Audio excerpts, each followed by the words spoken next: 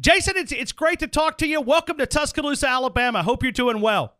I'm doing great. Thanks for having me. No doubt. Look forward to talking to you. And I spent a little bit of time on Ball State's campus, so I know a little bit about the Ball State Cardinals there in Muncie. Not a bad place. So you've been to heaven. I live in Tuscaloosa. Now that's heaven, okay? But Muncie's a nice place, but a lot of snow up in that part of the country. So my wife is from Muncie. She went to Southside High School there. So that's how I know a little bit. Yeah, I know a little bit about Muncie, a little bit.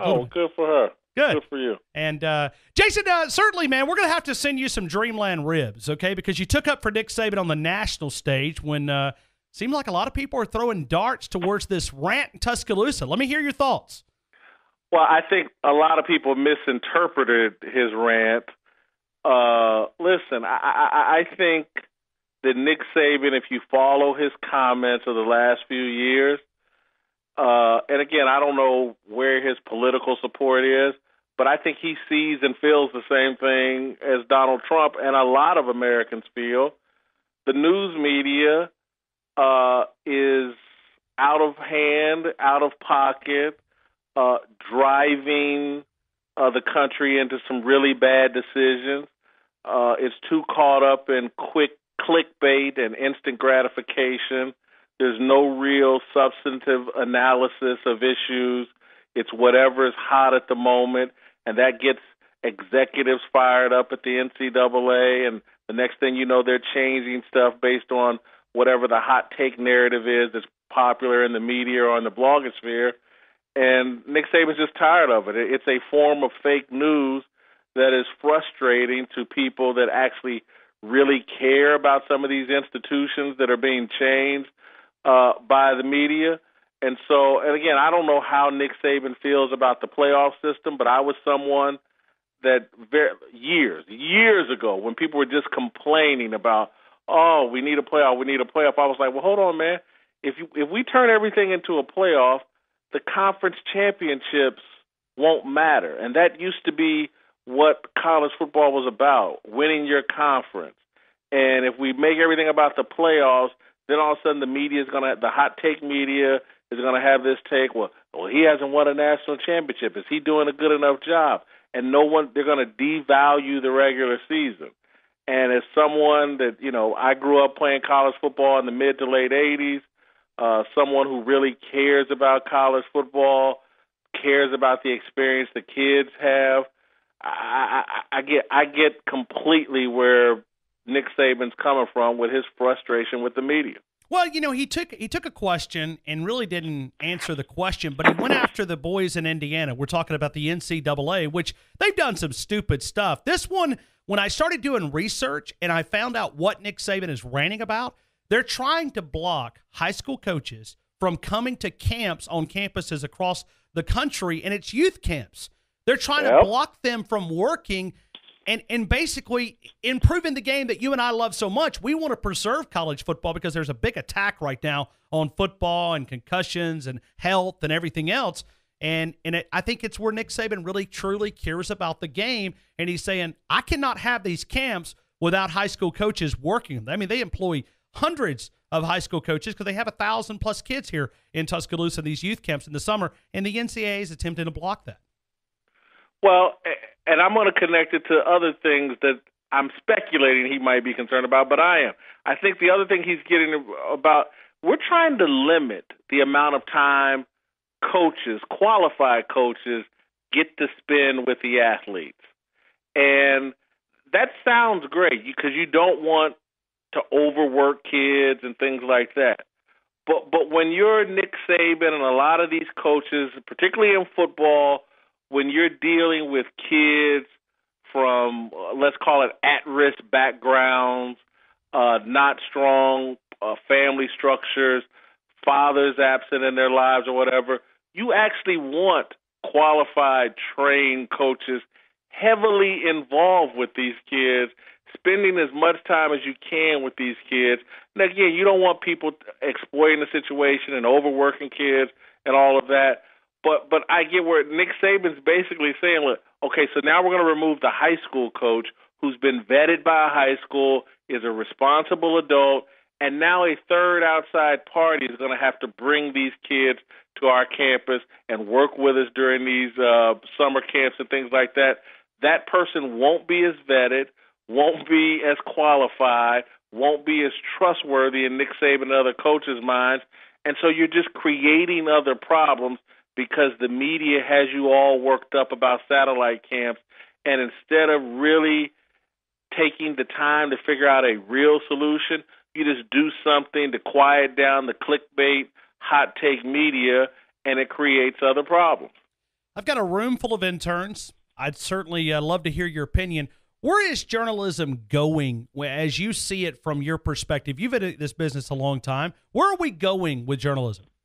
Listen, where we have gone with journalism, and I've been trying to make this point of late, is, look, journalism used to cater to New York, and that's where the power center of journalism was. It was in New York.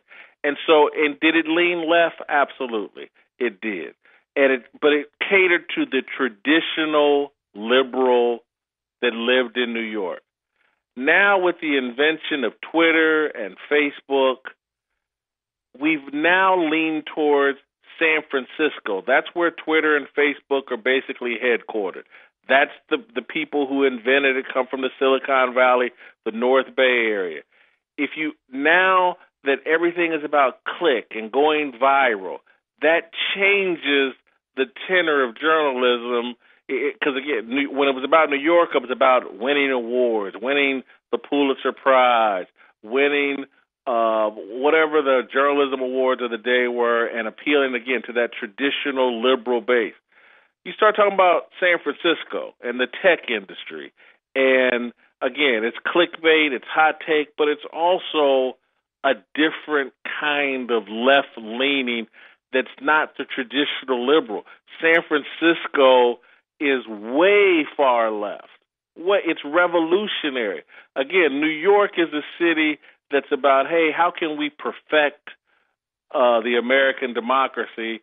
San Francisco, if I had to characterize, is like, how can we overthrow it and install something different? And so, again, when I try to explain to people what happened in journalism, what's changed, Twitter and Facebook and San Francisco values have changed journalism, and we need to recognize this and start adjusting because, again, I'm from the Midwest. I grew up in Indianapolis, made my name in Kansas City.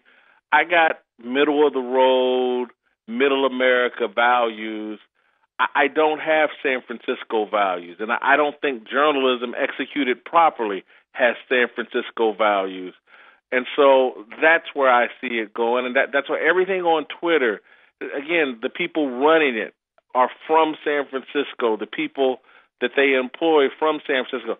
So what gets liked and retweeted over Twitter, it's being manipulated to reflect those far left values that are commonplace in San Francisco, and in my opinion, it's unhealthy for our democracy. Jason, can it be reversed? Yeah, I think it can be if we recognize it.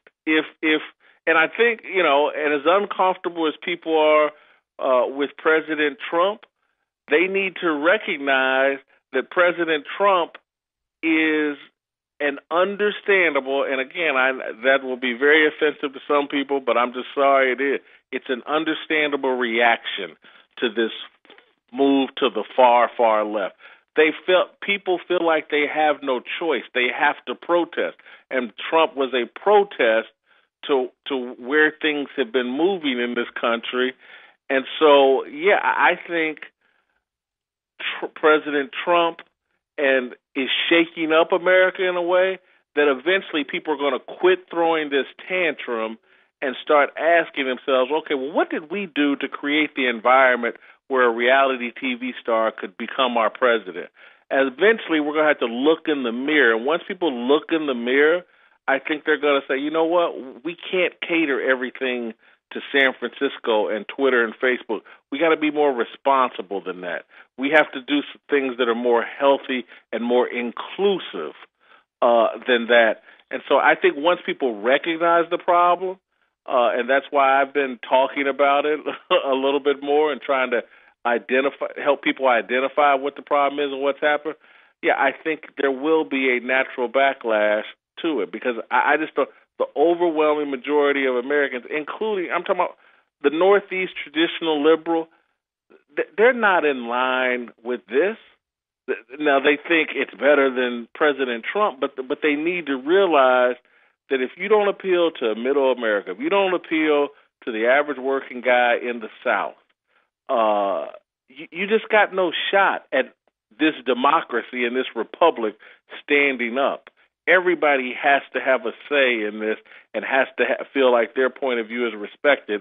And so, yeah, I think there is a chance for change. And, unfortunately, I think Donald Trump is going to be a part of forcing that change on America. Jason, how much of this is created behind the scenes with some of these media companies that force stories and that write stories that are forced sort of an agenda on some of these writers to produce?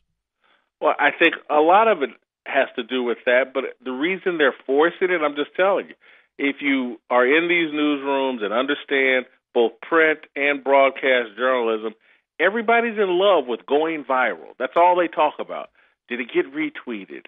Did it go viral? That's the big, how many Twitter followers do you have? And they haven't connected the dots that in order for things to go viral and to build a big Twitter following, you have to be far left and reflect those far left values coming out of San Francisco. And so, yeah, our editors, have they created an environment and have executives at broadcast companies created an environment where people feel pressure to appeal to the left, to the far left? Absolutely. Because, again, I know, I'm not going to call any names, but I know plenty of media people on television, in the print world, who are doing things and stating things, trying to build their social media following that aren't things that they truly, really believe. They've changed because, like, oh, man, I got this big social media following, I'm going to get a bigger contract, and people will think that I'm important, and executives will think that my opinion matters more than other people that don't have these big social media followings. So there's a lot of pressure on guys. I mean, look, I feel the pressure every day. It's comical. People laugh at me and say, because I express more middle of the road, more conservative values, people just say, oh, man, you're just doing what the bosses want you to do. And it's really just the opposite. It's comical. People are, oh, you're just telling the man what he wants to hear. And it's actually just the opposite, but people just haven't figured this out yet. Yeah, it's sort of like academia. If you've ever been I know you have, but you go there, and, man, you'll find some wackos. And it's like, to me, a lot of times they're living fake wackos. They really are not that far left, but they pretend to be because that's in the cool club.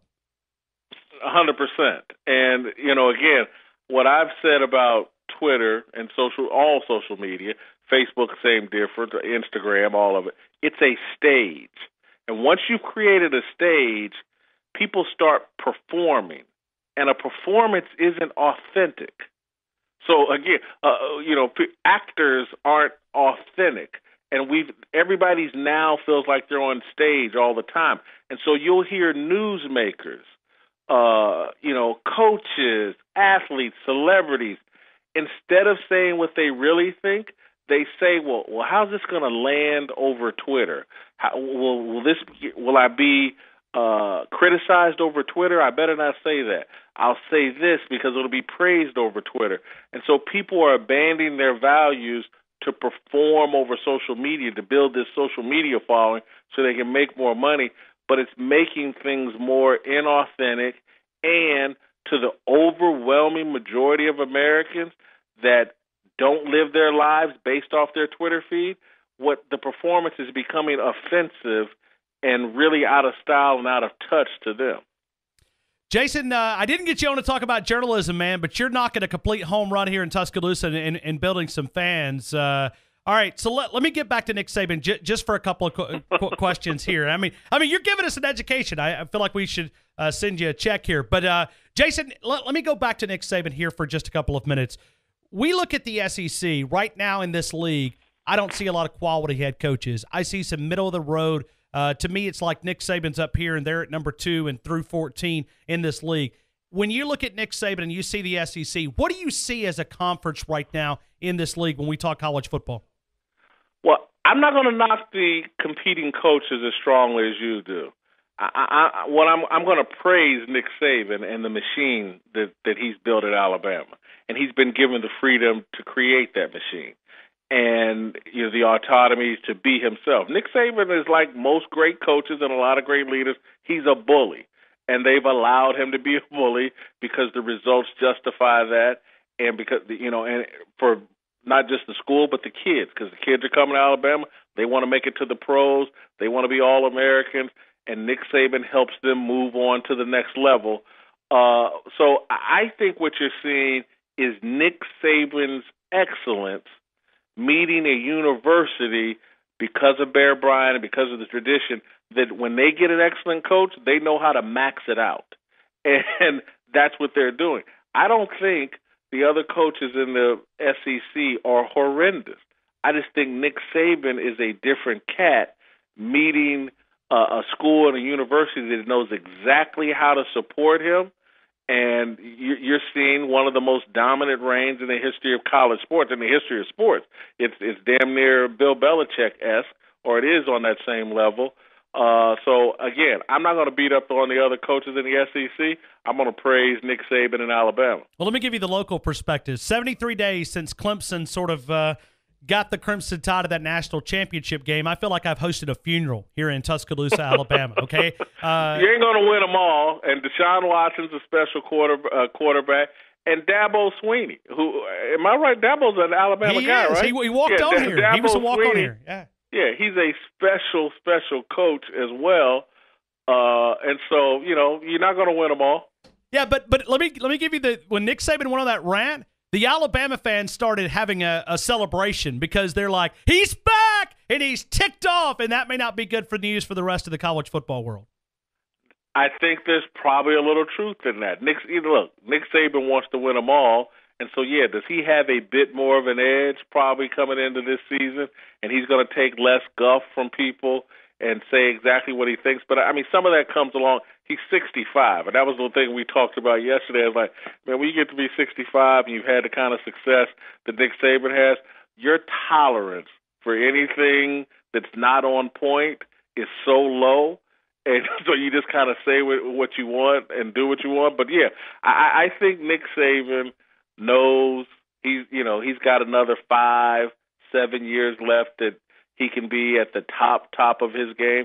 And he wants to max that out, and, I'm sure he has a lot of respect for Bear Bryant, but he wants to be known as the greatest coach in Alabama history, and if he does that, then he's probably the greatest coach in college football history. There is no doubt. I think your finger's on the pulse. Jason Whitlock, thank you again for coming on here in Tuscaloosa. Make sure you keep Colin straight over there, okay? I mean, we'll send you some ribs. You can give him the bones, okay? Anytime Colin gets out of line about Alabama, I'll set him straight, and you guys can call me, and I'll come back on.